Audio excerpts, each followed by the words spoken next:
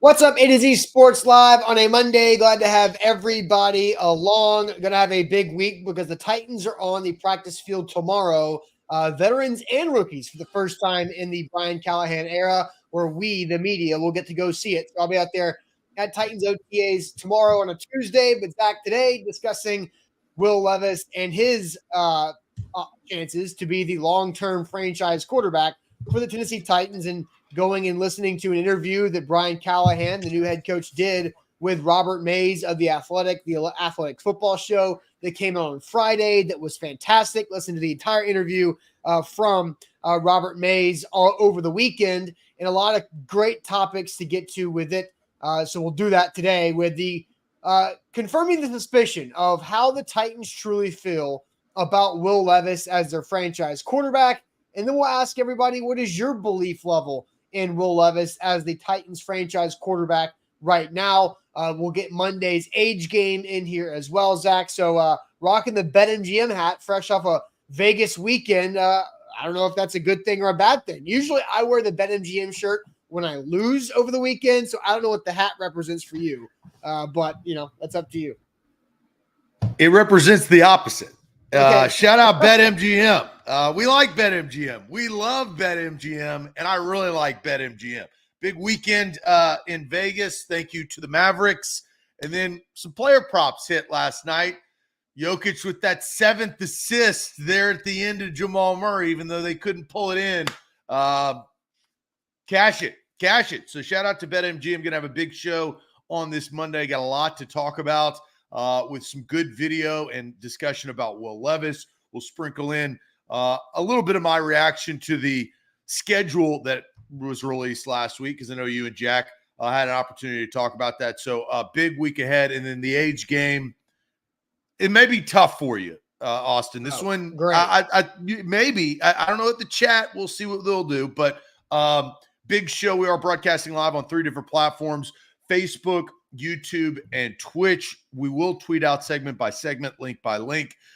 That link to our YouTube on Twitter at A to Z Sports, or X, however you want to call it. So give us a follow there. It's a great follow if you are a Titans fan. Subscribe, like, and ring the bell if you are on YouTube. That's the easiest way to be a part of these live broadcasts in the morning, and also on primetime with Buck Rising at 7 p.m. So we got you covered there. Like the show, subscribe, and ring the bell, live alerts. So when we go live, you guys get informed with a notification. And Facebook, what's going on, Facebookers? Bottom left corner of your screen, sharing out of public. Sharing is caring, and caring is sharing, as we say on this show. Share the show around, and let's get this party started on a bright and early Monday morning.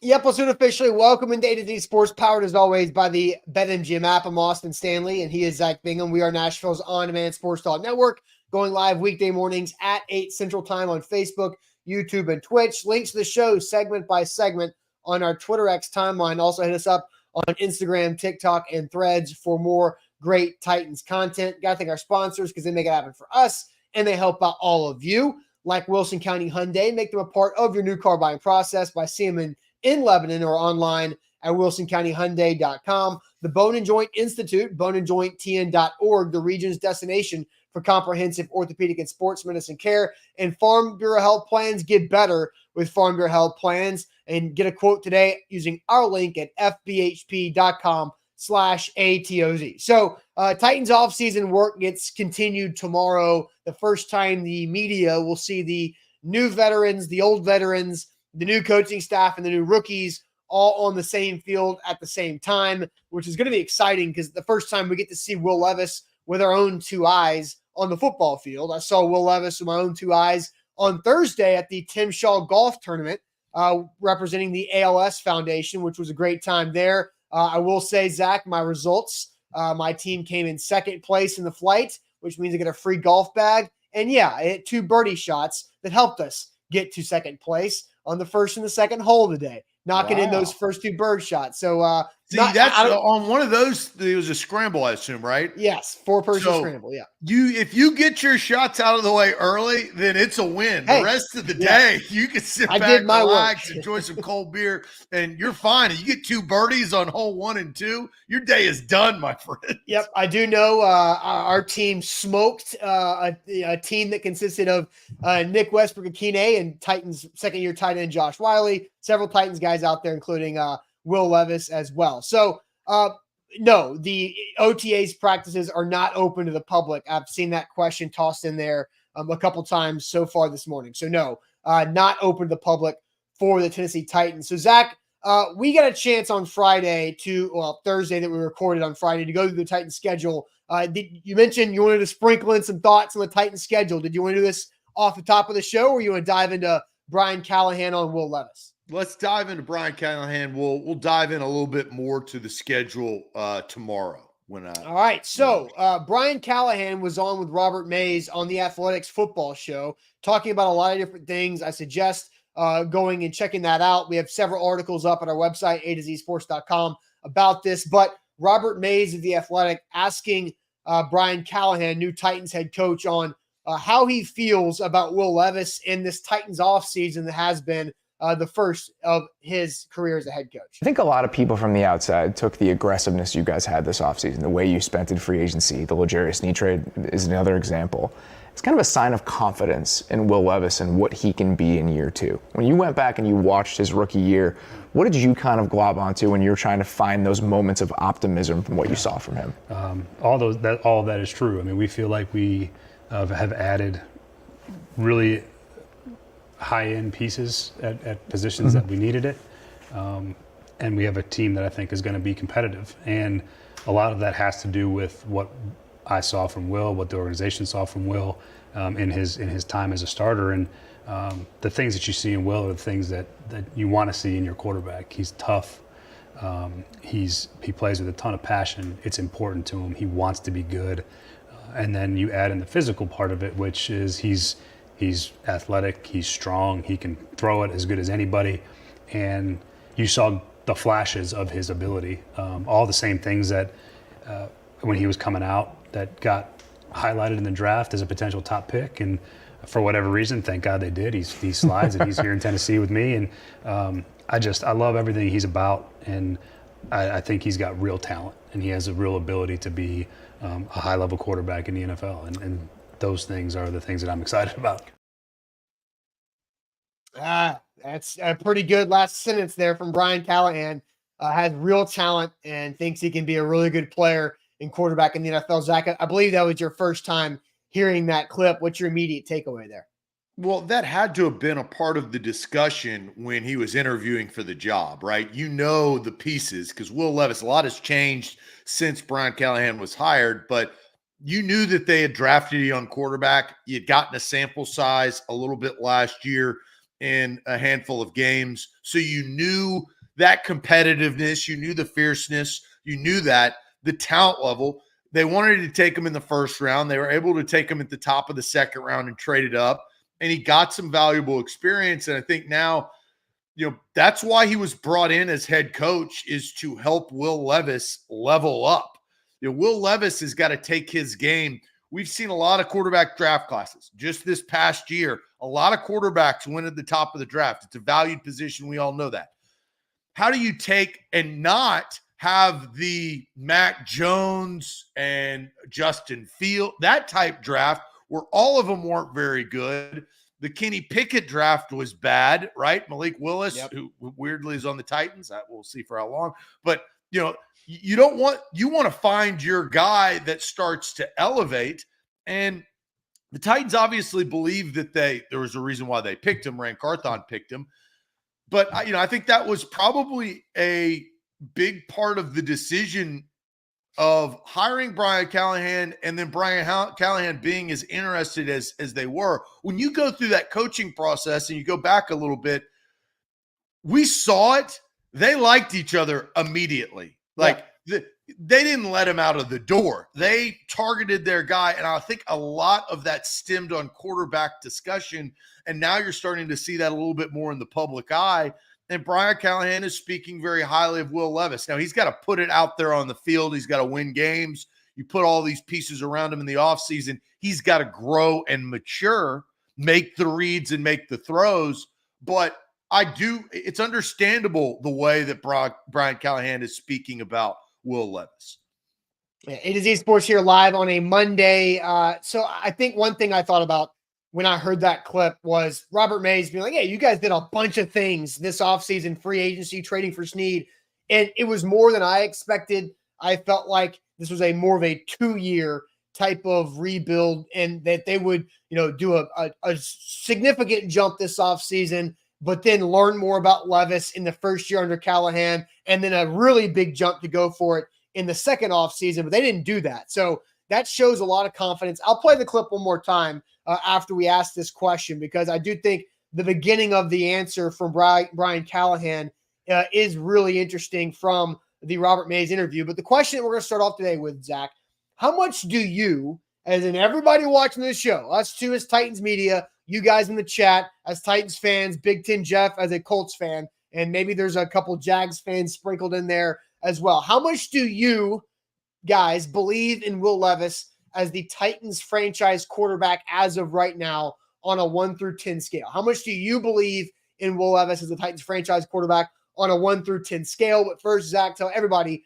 about our great friends at Farm Bureau Health Plans. Yeah, FBHP.com/A to Z is where to go. Health, dental, and vision. Over 200 plus locations across the state of Tennessee. They've got agents that can help you. You take a quick health assessment. You answer a bunch of questions openly and honestly. And once you do that, they turn around with a quote in 24 to 48 hours. Once you get the quote, it could be for you individually. It could be for you and your family with a family plan. But they've got you covered with health, dental, and vision. They've been in business over 75 years. They're trusted by brands like A to Z Sports and the Tennessee Titans. Farm Bureau Health Plans of Tennessee, that's where you need to go to get your new health plan. Take a look and see if that plan fits you and your lifestyle or you and your family's lifestyle.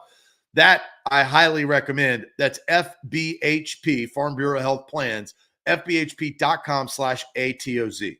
And Zach's rocking the hat today with BetMGM, and you can always ride with BetMGM. Don't sweat a swing and miss thanks to insurance tokens from BetMGM this summer. Add a Major League Baseball wager to your bet slip and activate your bet insurance token. If your bet with a token applied doesn't hit, you'll get your stake back and bonus bets up to a specified maximum amount. That's another chance to step up to the plate and bet on the action out there on the diamond. Baseball is America's pastime, and BetMGM's favorite pastime is making the sport even more amazing for fans. Whether it's a no-run first inning, a signature bet, home run prop, or more, BetMGM has loaded lineup all 9 innings and all season long. So go to your BetMGM account today to claim your bet insurance token and get your stake back in bonus bets if your Major League Baseball wager using that token doesn't win. Only at BetMGM, the king of sportsbooks and official sports betting partner of Major League Baseball. BetMGM and GameSense remind you to play responsibly. See BetMGM.com for terms and conditions. 21 or older.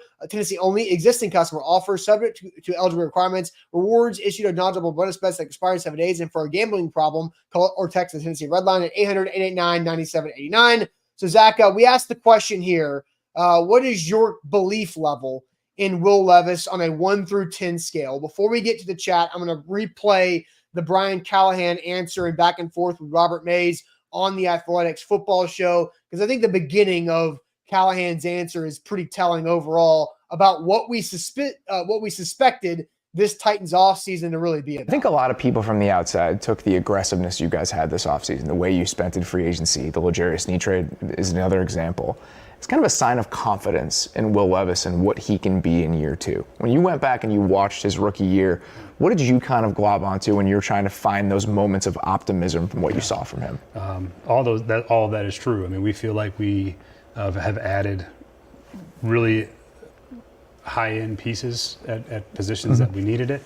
And we have a team that I think is going to be competitive. And a lot of that has to do with what I saw from Will, what the organization saw from Will in his time as a starter. And the things that you see in Will are the things that you want to see in your quarterback. He's tough.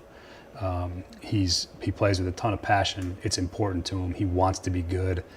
And then you add in the physical part of it, which is he's athletic, he's strong, he can throw it as good as anybody. And you saw the flashes of his ability. All the same things that when he was coming out that got highlighted in the draft as a potential top pick, and for whatever reason, thank God they did. He slides, and he's here in Tennessee with me, and I love everything he's about, and I think he's got real talent, and he has a real ability to be a high-level quarterback in the NFL, and those things are the things that I'm excited about. All right, Zach, to the chat, I'll send you belief level from the chat on Facebook, YouTube, and Twitch on a 1 through 10 scale in Will Levis as the Titans franchise quarterback. Let's scroll all the way up. Got a ton of comments, coming in. Steven goes 10 to start out. Verified approved says 8. Carpet King goes 10. There's 8 right there from the Real Cricket. Steve goes 8. Eric with a 9. IR goes 7.333. Patrick goes 10. 8 right there on YouTube. Ashley's going 8. Tiffany goes 7.4. Daniel with a 9. Nevermind Titan says 7. Titans Kyle 6.9. Dylon White says 7. Teddy goes 7. Dre Bay 27 goes 8.5. 7.77 from Hello Ladies. Karen goes 8. Titan up with an 8. Major Keys with a 5. So there's right middle of the line right there from Major Keys. Guy goes 8. 7.88. Michael goes 7. Big 10 Jeff goes 6. Still hasn't proven it yet, but not doubting. I think that's a fair comment right there from Big 10 Jeff. Jason with an 8, as well as Scott, 8.5 for Manny. Christian goes 8.7. Chad, 8. Caps, 8. Brock, 9.5. 6.75 from Lewis. 9 from Linwood. A ton of comments as we kind of scroll through those numbers. Assad says 7. DeMario goes 8. So I think overall, we're right probably around the 7.5 marker for the average of the chat, which is pretty high because you had some 10s in there. You had some 9s. You had some 9.5s, but you're right around that 8 number for the chat here this morning.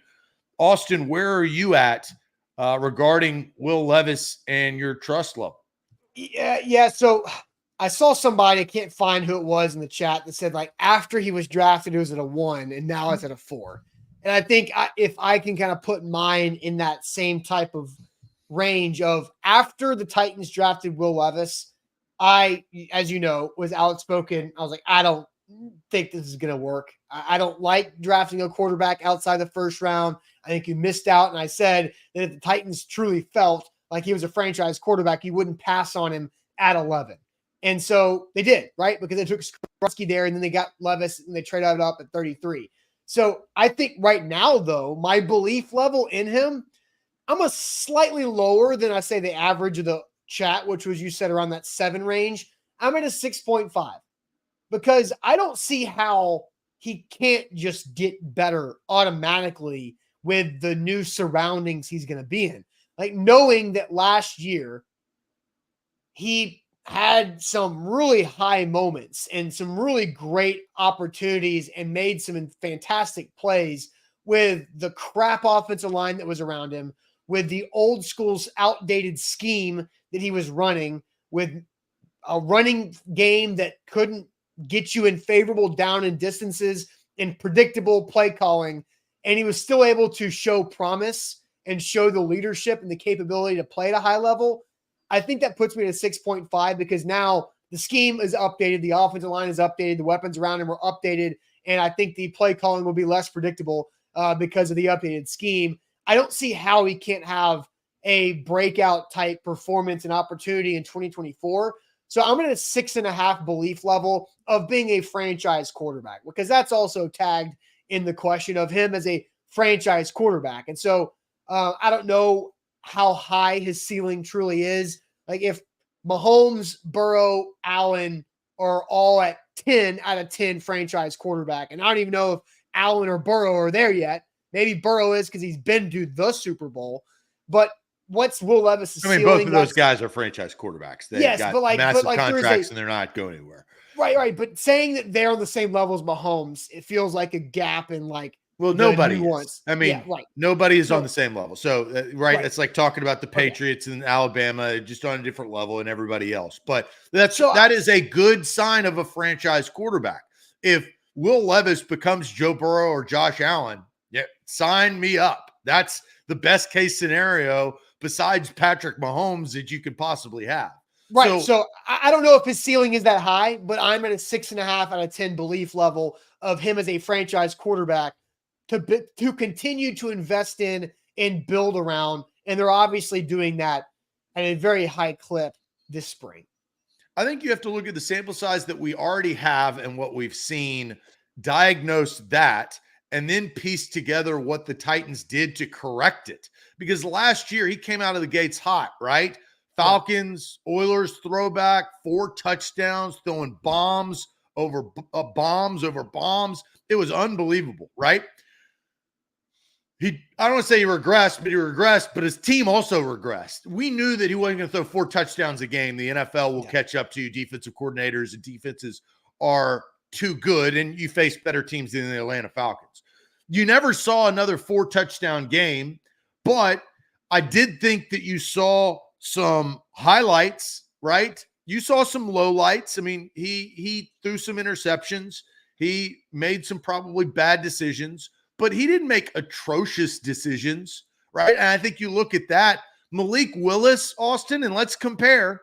There was some discussion trying to figure out Will Levis, when Malik Willis played, he could not score. He couldn't throw. Like, we knew watching him play, he didn't play quarterback very well. Now, he could probably play scrambling running back pretty well, but he could not throw the football. Will Levis proved at an early time that he could. The other thing is, honestly, the team around him was crap. I mean, the offensive line was putrid. It was awful. And that's not necessarily all Will Levis's fault. He was really only working with DeAndre Hopkins. Chig wasn't that great. Kyle Phillips wasn't available. Traylon Burks wasn't available. NWI was thrown into a situation that, again, year after year after year that he shouldn't be in. He had Derrick Henry, where there's value there. But overall, that wasn't his fault. I'm at a Skoronski 7.7 because I think what they did is they corrected a lot of the things. They had the money to spend, and they spent the money. They spent a draft pick on a left tackle to go along with Peter Skoronski. They improved the center position. They're going to figure out the right side of the offensive line.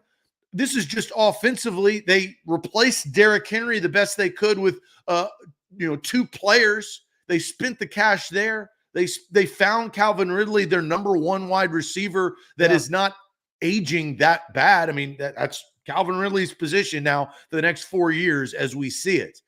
And so, you would think with better coaching, now you got to think better coaching. They went out and got a head coach that is offensive minded, that has been around a lot of different quarterbacks in his time that have helped them improve. So you got to be at a 7.7 because all of the pieces around him have gotten better, and he wasn't bad last year on a very bad team. Titans were a bad team. And Will Levis made that team better. Oh, without a doubt. And when Ray Carthon was at Buck and Greg Cosell's event at the install a couple weeks ago, there was something that Rand Carthon said that really resonated with everybody that was in attendance, was that Will Levis gave that team hope. They were 2-4 going into that Falcons game after a bye week and being embarrassed in London by the Ravens, with Tannehill getting hurt, Malik getting sacked 4 times and like 9 dropbacks. And it was hope. They gave everybody hope, whether you were in the stands, watching on TV, or on the sidelines dressed out in the Oilers throwback jersey, and referencing the that Will Damn Levis comment from Jeffrey Simmons after the first touchdown pass that I knew he could play. It gave everybody hope. It absolutely elevated them. DeAndre Hopkins was unlocked after that moment. He had a nice couple of games there earlier with Tannehill where he went over 140 yards against the Colts. He had some nice plays, but he didn't find the end zone until Will Levis hit him 3 times in that one game. And I think it really did make everybody elevate because they knew they had somebody who could make a play. Ryan Tannehill at that time in his career was somebody who had to draw up a play for Ryan Tannehill, and it had to go perfectly for the defense to react how you wanted them to, for that to happen. Will Levis can improvise and make a play on his own. Playmaker is Will Levis. Now you just have to reel that back in a little bit to where he doesn't hurt himself, because Josh Allen's a playmaker, but he's also the guy who's led the NFL in turnovers since he became a day one starter in Buffalo over like that 4 or 5 year span. So playmaker has risk, but you're at a 7.7. That's really interesting. That's a lot higher than I expected you to be at. I'm in a 6.5. So Well, I want to say this real quick. Yeah. You talk about the leadership. Look at the history of the Titans quarterbacks. On field, showing passion and leadership, Will Levis has done that more in 8.5 games than anybody other than Steve McNair. Dead ass serious. On field, showing leadership. Ryan Tannehill is not a vocal, let's effing go type guy. Marcus Mariota doesn't have that in his bag. Vince Young, no, pass. Charlie Whitehurst. I mean, the list goes on and on and on of on-field leadership, passion, knowing I am the MFing guy and I'm going to go get this first down, and then I'm going to scream to the camera afterwards. That look, you it doesn't mean everything. I'm not sitting here saying that that's the end all be all, but we have not seen that in a Titans uniform from a Titans quarterback since Mac 9. On field, you see it, you feel it, you believe it.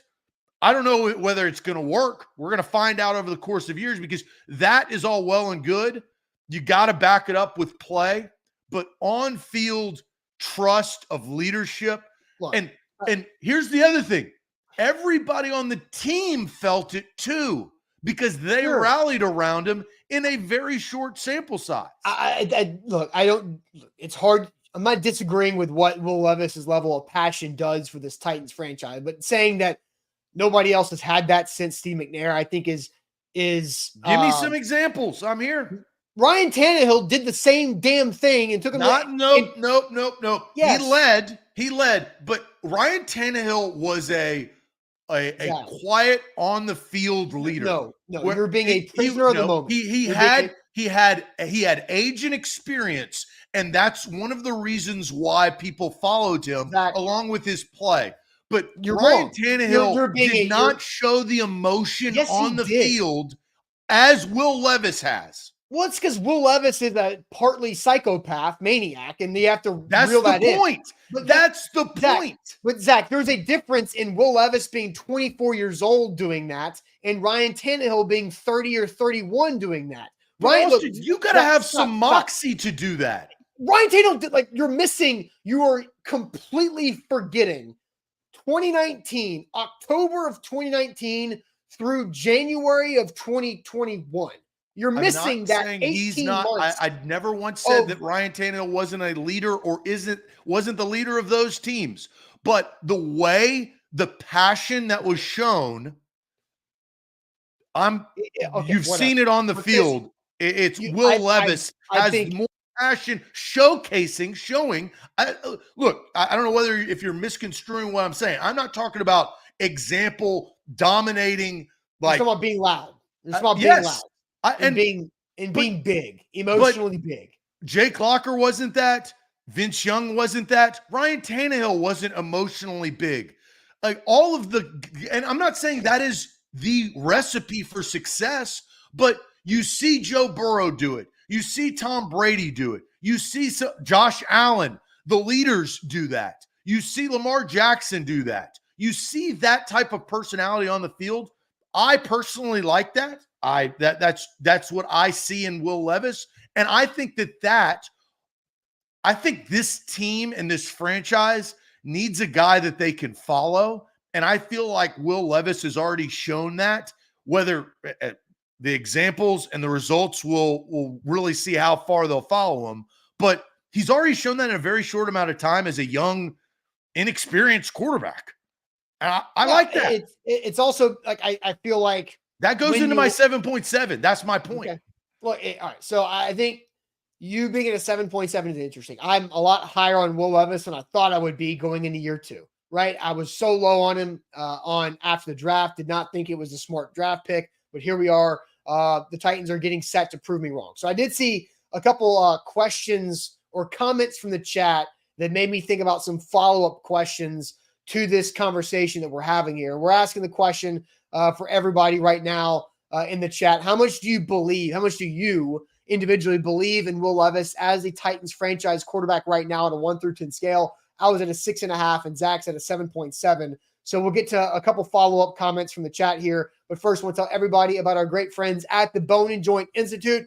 Got to give them a call today because Zach, since I last talked to you, went to the Bone and Joint Institute Wednesday afternoon for my appointment with my knee doctor and patella tendonitis in the left knee. So have a couple rehab and physical therapy trips to make over the next few weeks. So going to do that with the Bone and Joint Institute. They have 2 locations for physical therapy that are within 20 minutes from my house. So I get to pick one for my convenience, for my schedule, whether that's Brentwood or Nolensville. But they also have their main campus in Franklin, Tennessee that's got everything under one roof.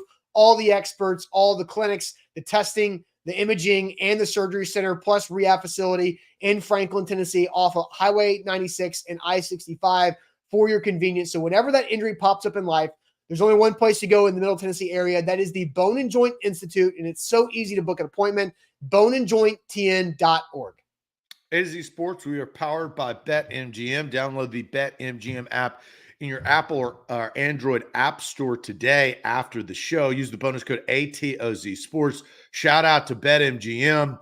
All weekend long in Vegas, whatever sports book you're in, you're going to see a little bit of BetMGM. That's a positive thing. You could do that in the state of Tennessee by signing up today. Use that bonus code, like I said, ATOZSPORTS, all one word, no spaces when you sign up. That's BetMGM, the king of sports books. All right, here live on this Monday. We need more likes on the show. Right now, Facebook is crushing YouTube when it comes to likes on the show. So hit that like button if you're watching on Facebook and or YouTube. Like the show, please. That helps us out quite a bit. So a couple comments, Zach, that I favorited earlier in our discussion about our belief level in Will Levis as the Titans franchise quarterback. Patrick said, now, if the Vrabel regime was still here, he would be at a 4, because Vrabel would have ruined Levis behind the terrible offensive line.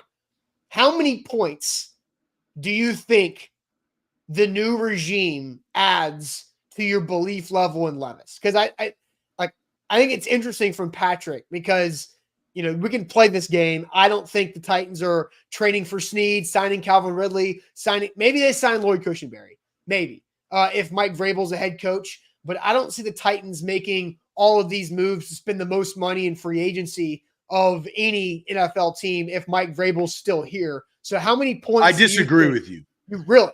Yeah.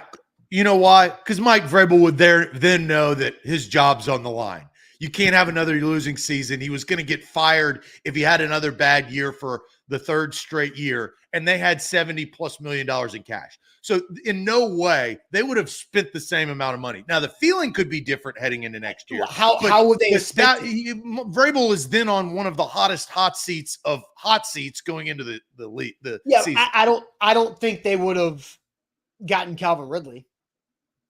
I think that is one move, because that's not a Mike Vrabel thing, is to not go pay a wide receiver. Carthon's still the general manager. It's not like Mike Vrabel was like, it was a different dynamic, obviously, but yeah, I don't think you can say that. I think they have to spend a lot of money. They still valued what they valued, and Vrabel honestly needed to push for all of this stuff that happened because his ass was going to be gone if they didn't have a winning season.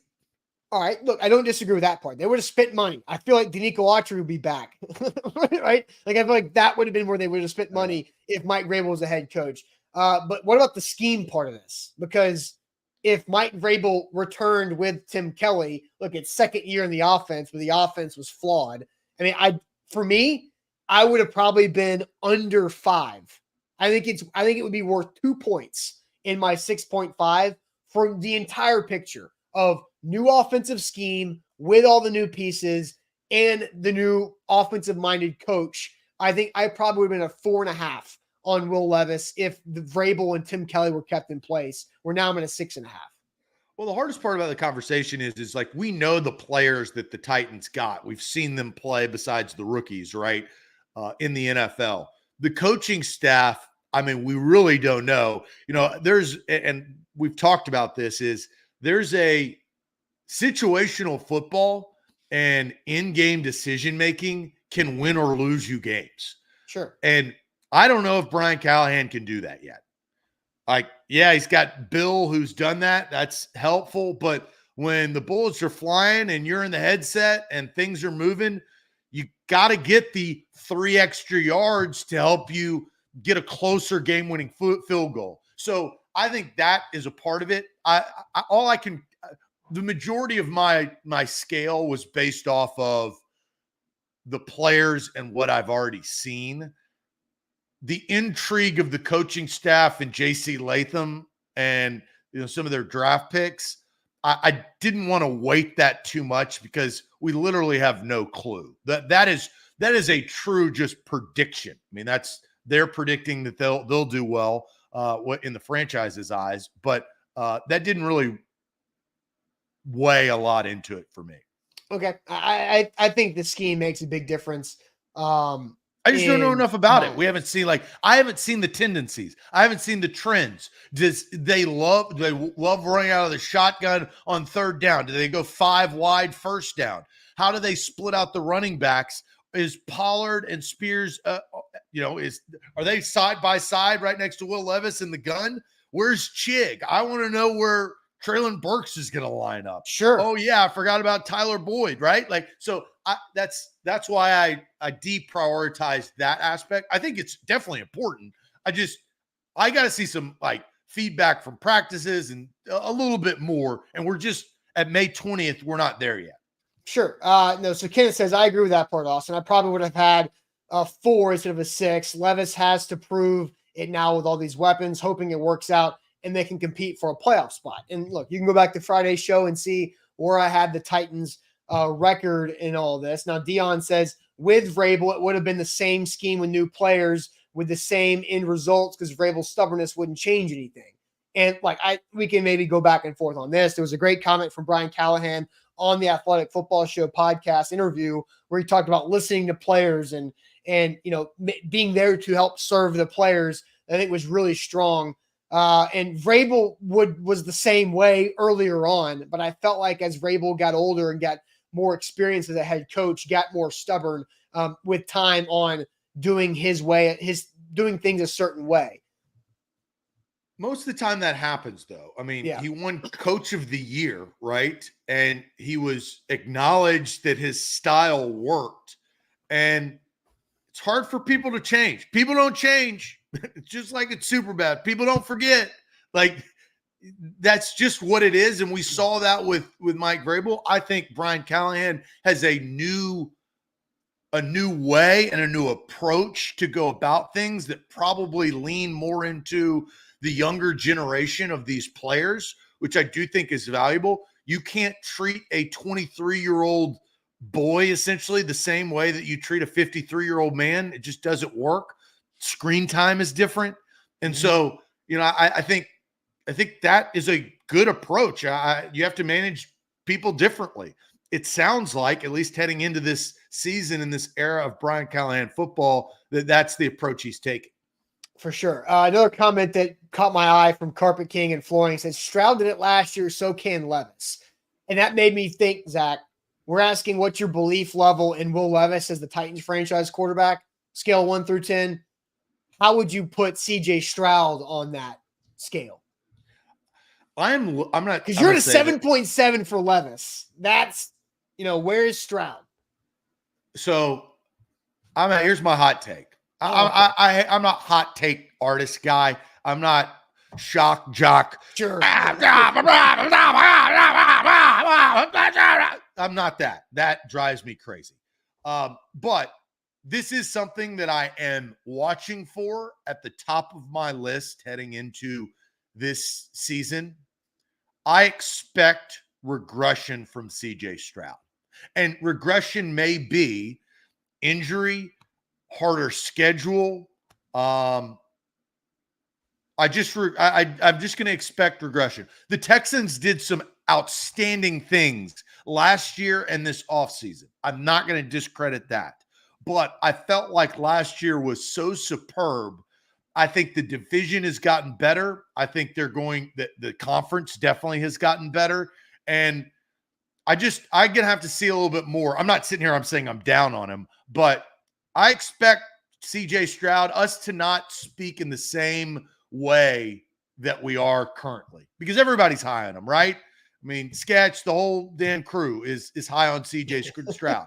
But the tape is out, as Doug Newman says, and it's out for Will Levis. It was out for Trevor Lawrence. You know, the only one that I think benefits probably for the tape not being as out is Anthony Richardson, just because he got hurt early on, but he did play some games. That's my hot take. I expect some regression from CJ Stroud.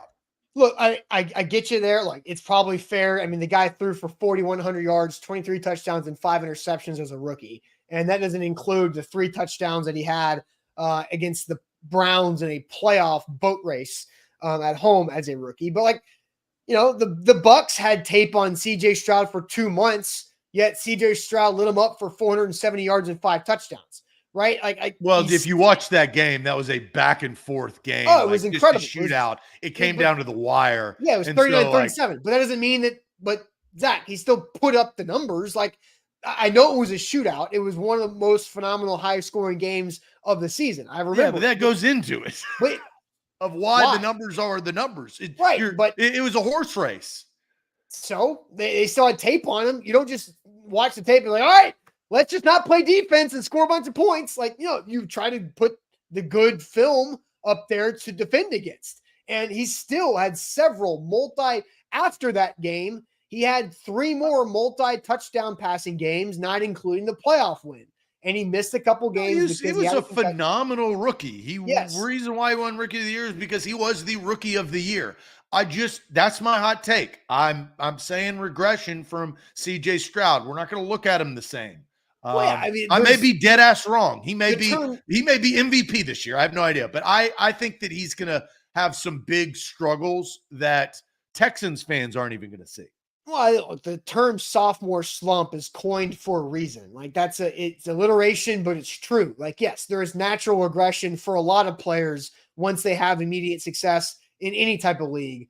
But I think Stroud is still a very, very good quarterback. And I think if your belief in Will Levis is a 7.7 out of 10 as a franchise quarterback, it's got to be about a 9 for Stroud, considering he had nearly probably a little over an 8. I'm probably not at a 9 because I think the way that I think about Stroud, if people saying that they believe in Stroud as a 9 or a 10, that makes sense too. But that's what I'm saying. I'm a little bit less. Yeah, and so Curator comes in and says, what's a franchise quarterback? And that's kind of the hard thing to define when we're talking about belief level. So this is the beginning of the show. A 10 new contract. That's a franchise quarterback. Well, but Daniel Jones get a new contract. But you see what I'm saying? Like, it has to be more than that. It can't be just a new contract. Like, Trevor Lawrence is going to get a new contract, but does that truly mean that he's a franchise quarterback? I mean, for them, right? But I'm talking about that's what you're talking about. We're talking about a franchise quarterback for the Titans. Like, maybe you can define this in 2 different terms, but a outstanding elite franchise quarterback is what you want. But sometimes a franchise quarterback is just who is a part of your franchise for an extended amount of time. And it's not Justin Fields being traded to the Pittsburgh Steelers, right? Sure. That is not a franchise quarterback, right? That's defined as that. But Trevor Lawrence is a franchise quarterback for the Jacksonville Jaguars. Yeah. Is Daniel Jones? I think Daniel Jones and the contract are going to be very different between Trevor Lawrence and Daniel Jones to say that Trevor Lawrence is more of a franchise quarterback than Daniel Jones. It's Blake Bortles. Blake Bortles was not the franchise quarterback when he signed his contract. So the type of contract does matter. Trevor Lawrence will get the type of contract that tells everybody that the Jacksonville Jaguars believe he's their franchise quarterback. The Daniel Jones contract will be basically 2 years earlier than the Trevor Lawrence contract. And at the time that Daniel Jones got it from the Giants, it was a franchise contract. It's over $40 million a year. He's a top 10 paid quarterback on average per year. Like those are the numbers. It's a franchise quarterback type When contract. he signed that contract, Austin, we all knew that they didn't invest the years. And I think that is the big contract. The years matter because you're hitching your wagon. There's kind of zero doubt when it comes to that with the number of years. I think what Daniel Jones signed, a 3 or 4 year contract? 4-year deal, which is basically what all of these contracts. There's probably one halfway through, which is typical. Right? Yeah, So but he's going into the second year of that, right? This is the second year of it. Yeah. So so they're going to get out of it. Trevor Lawrence is probably going to get a 5-year deal, right? And it'll probably be 4 years. It'll probably be a 4-year deal because he has the 5th-year option, and so they're going to extend it on top of that. It's typically 4-year deals. Did you believe that Daniel Jones was the franchise quarterback when he signed that contract? No, that's my point. Is that do you believe that Trevor Lawrence will be the franchise quarterback of the Jags when he signs his? Not necessarily. There's more to it. That's my entire point. Is that being a franchise quarterback is not only about a contract that goes with it. It's about the level of play that I believe personally from them. And so I think the Giants and the Jags were in a limbo situation where they wanted to go ahead and have some security. There were variables that were involved in that negotiation, that timeline, where they felt like they had to do it. They were obligated to extend the quarterback because they didn't know what else was behind them. Ryan Tannehill, right? In 2019. Very much. But he was the franchise quarterback for those 4 years. That's why they signed him to that deal. Now, we thought his ceiling could be higher because the team we thought could get better. Jared Goff is in the same boat. I feel like Jared Goff's contract is a very much similar situation from a football team. Jared Goff is their franchise quarterback. Yes, because they just went to the NFC Championship game and he had a baller season and threw for 30 touchdown passes. That's what I'm saying. So, the Giants made the playoffs. That's all that they did. The Jags made the playoffs. But drafting Trevor Lawrence, and the Jags are in a sticky situation because very similar to Ryan Tannehill, right? You got to pay the guy because he hasn't done anything to say don't, but he hasn't done anything to give him the Patrick Mahomes 10-year deal or the unbelievable Joe Burrow contract. So I think the Jags, they've won a playoff game. That's it, just like the Giants. But when you draft a quarterback at 1, I also think that's influential compared to Daniel Jones that wasn't the number 1 overall pick. He was 6th. I mean, it was pretty close, right? The 6th pick. There is a difference, though. I mean, there's a difference in that versus the Titans at 33. Like, that's a difference. But anyway, I think there's more to being a franchise quarterback belief than just getting a contract. I want to see something else. I want to see going to the playoffs consistently, a couple trips to the playoffs, winning a playoff game, and having strong play deeper in the playoffs, like we've seen from Josh Allen and Joe Burrow. And really, Dak Prescott is kind of that fringe thing too, because he gets a lot of blame for stuff that happens with the Cowboys and why they can't break through to an NFC title game. I think Jalen Hurts is going to have a lot of pressure, who's gotten a big time contract. Justin Herbert absolutely does. And I think Jared Goff is kind of an interesting situation because it's his second team. He's going into his 30s, different situation. Let's also say this: expectations of the franchise, right? The Jags, the Giants, and the Titans are just trying to win a playoff game. The Dallas Cowboys are trying to go to an NFC championship. That's their requirement. The Lions now have got to get back to an NFC championship. The Eagles have got to get back to a Super Bowl. The Bills have to get to a Super Bowl. The expectations of the franchise, and that's just where the Titans, all the Titans are trying to do is win a playoff game.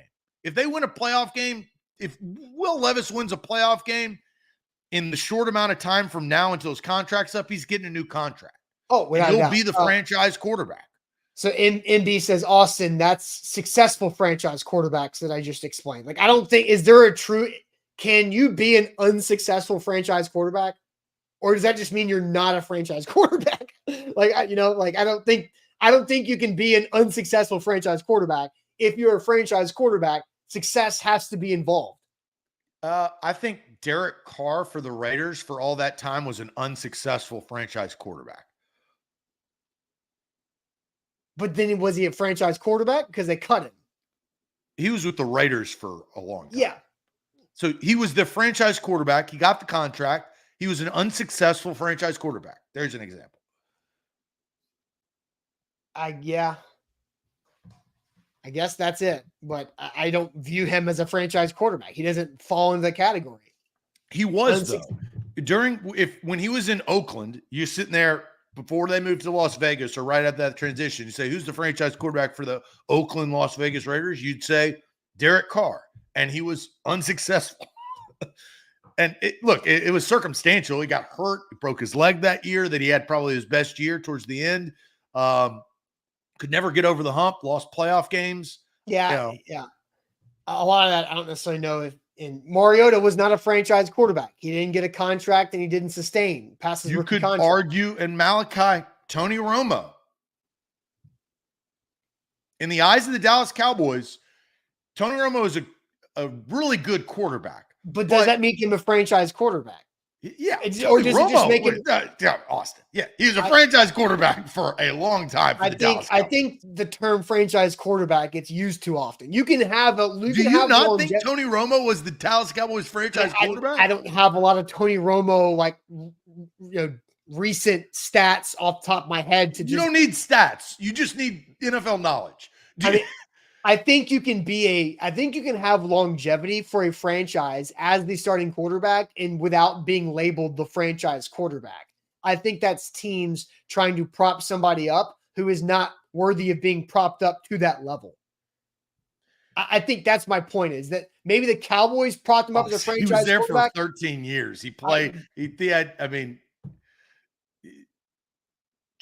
That's a good example. Tony Romo was an unsuccessful franchise quarterback for the Dallas Cowboys. Dak Prescott is trending to be an unsuccessful franchise quarterback. Dak's won multiple playoff games. Like, there's a difference between the level of success matters. The value of what the Titans are trying to do and what their franchise represents is different than what the Pittsburgh Steelers, the San Francisco 49ers, the Dallas Cowboys, they have to do. It's just different, and that's okay, but it is.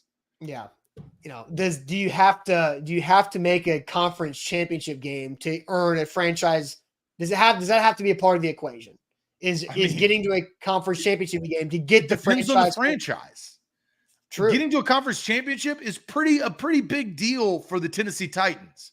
Right. It's not as big of a deal for other franchises. They're trying to win Super Bowls. Yeah. Like Kirk Cousins only has one playoff win to his name. But Kirk Cousins could be a good example for Minnesota. He was a franchise quarterback for Minnesota. He's unsuccessful. Washington got rid of Kirk Cousins and they shouldn't have. And now the Vikings get rid of Kirk Cousins and maybe they shouldn't have. Going back to the Titans schedule release video. All right. There was an interesting conversation get off there on what is a franchise quarterback. I think everybody can have a different opinion on what is an unsuccessful franchise quarterback. That's pretty good. I don't think it's possible to be an unsuccessful franchise quarterback. Romo played for the Dallas Cowboys for 13 seasons.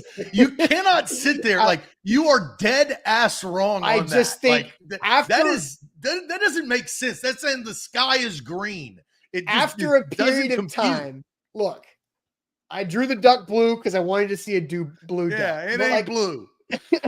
I think if there is enough time that has gone by of not cracking through the glass ceiling, then that quarterback loses the tag of franchise quarterback, and they're just the guy for until they're not. And then Jay's going with we're not going to dive deep into this. The franchise self-identifies a franchise quarterback as a franchise quarterback.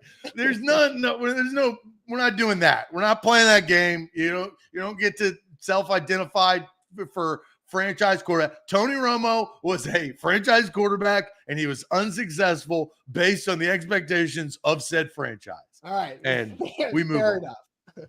Yeah, you like that? Maybe. A little bit.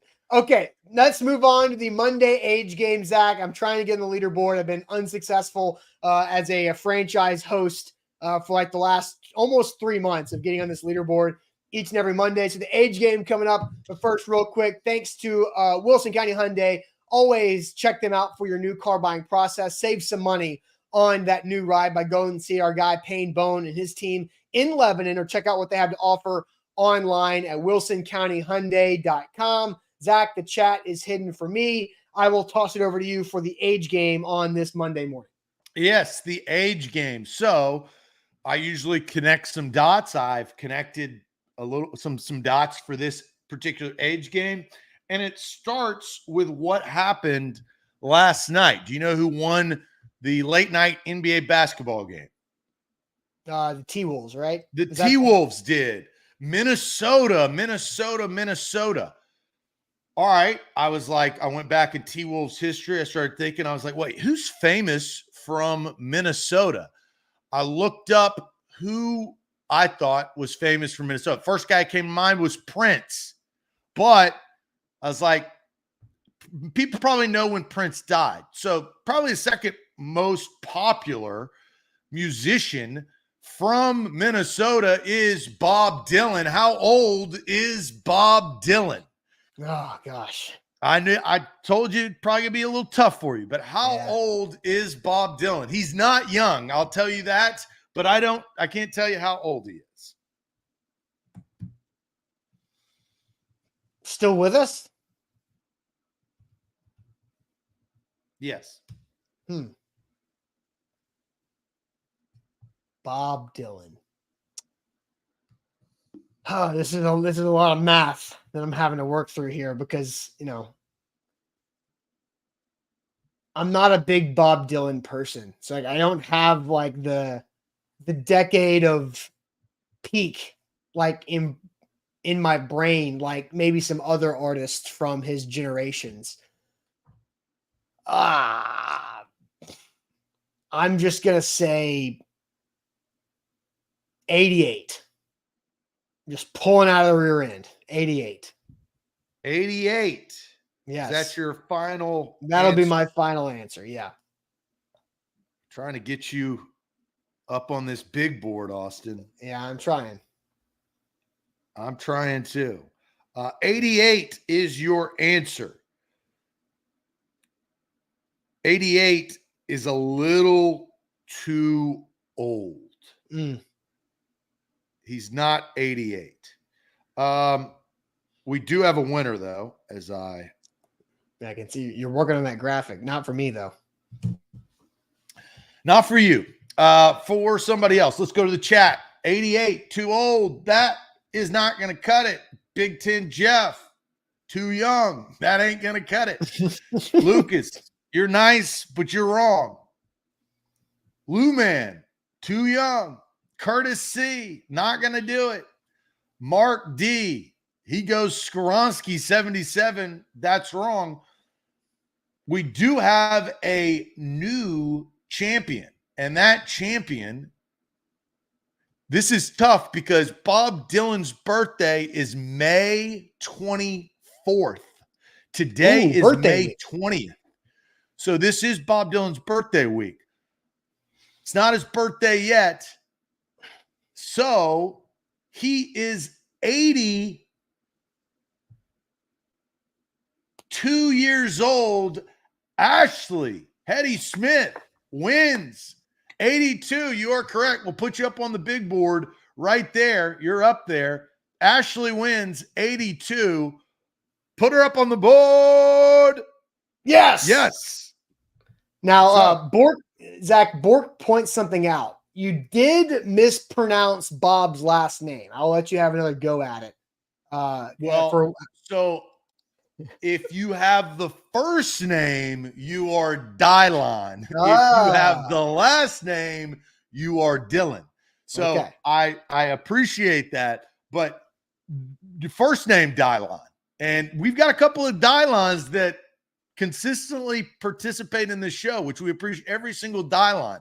Dylons, and the Dylons. But it is Bob Dylan, the great Bob Dylan. Okay. Here's my take on Bob Dylan. Maybe I am hot take guy today. I think Bob Dylan's music is trash. I think he's an unbelievable songwriter. I think his voice, kill me. It's awful. It's really bad. Not your type. It's not my cup of tea. So but somebody I do else sang his respect. song. It's like Neil Young. Neil Young, voice is nails on a chalkboard. It's awful. Songwriting ability, all-time great. Both of those guys. So that's you would my listen hot to a lot take. of Bob Dylan cover bands, but not Bob Dylan. No, I'm not a Bob Dylan cover band dude. Well, I mean, you just respect the songwriting, though. Yeah. Oh, yeah. So maybe I would lean more into the cover. Yeah, you'd like the cover bands better. You hit up Broadway later on and see if you can find any. What time of day do Bob Dylan cover bands play Broadway? Is that like 3 p.m.? Yeah, 3 p.m. on Mondays. 3 p.m. set. Yeah. All right, that'll do it for us on this Monday. Make sure you hit that like button. We need more likes on the show from you guys on Facebook and on YouTube. A lot of great content rolling out today throughout the website and our social media. And then tomorrow I'll be at Titans OTA practice. So we'll talk more about that tomorrow as well. We'll get coverage out of that. First time the veterans and the rookies will be on the field with a media presence. So hit that like button before you go. Subscribe to the channel if you haven't on YouTube, and like the Facebook page and follow us there if you haven't done that as well. And we'll catch you guys tomorrow on a Tuesday. Appreciate it as always. Adios.